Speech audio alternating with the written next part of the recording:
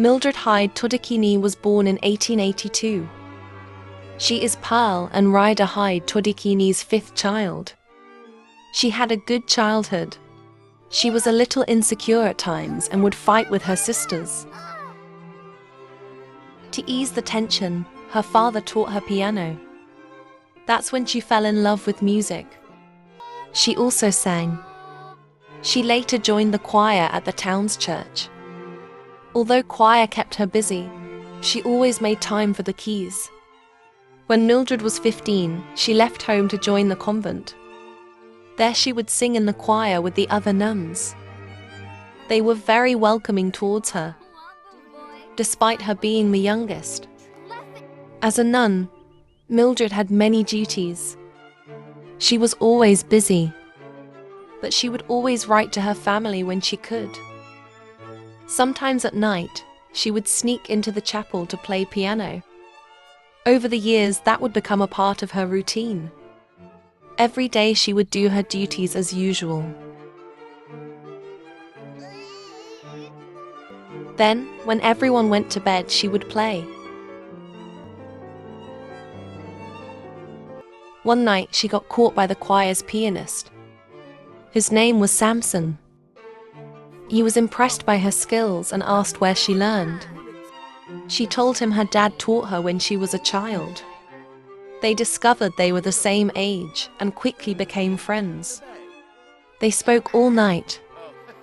Since then, they would talk whenever they saw each other. Samson would play her his own music. They were becoming really close. One afternoon, Mildred had seen him leave the convent upset. He ignored her when she called to him. She wouldn't see him again after that. Mildred didn't understand why Samson up and left without a goodbye, but she missed him. Her colleagues were there to comfort her. After a while, Samson was no longer in her thoughts. She was able to focus on her duties in peace. Then the priest had taken sudden interest in her. He spoke to her at every opportunity. He would stay to watch her play the piano late in the night. He was extra kind to her. As they got closer, he would tell her there was a much more important role that she was finally ready for. It was a test that every nun took. All she had to do was meet him at the bridge in a white dress the next night. Mildred was excited to take the test and curious about what it was. However, she found it strange that she had to change her attire. When the night fell, she went to ready herself for the test. As she made her way to the bridge, she ran into Samson. She was so happy to see him again. He wanted to explain everything, that they would have to talk elsewhere. Mildred went with him, still hoping she would have time to meet with the priest. When they sat down, Samson told her that there was no test. The priest was a sick man, trying to create a new world by having children with multiple women. He did so with many nuns, and she was his next target. Samson begged her not to go back. Mildred couldn't believe any of it was true.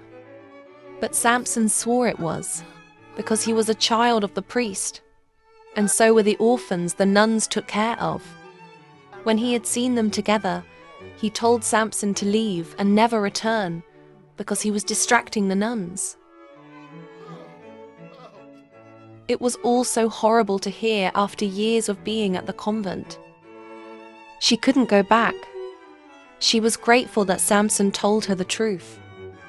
Together they ran off into the sunrise and never looked back. In 1901, Mildred moved back in with her parents along with Samson. They welcomed him with open arms. They would stay there until they had enough money for a place of their own. 3 years later, in 1904, they bought a house. They were married that same year.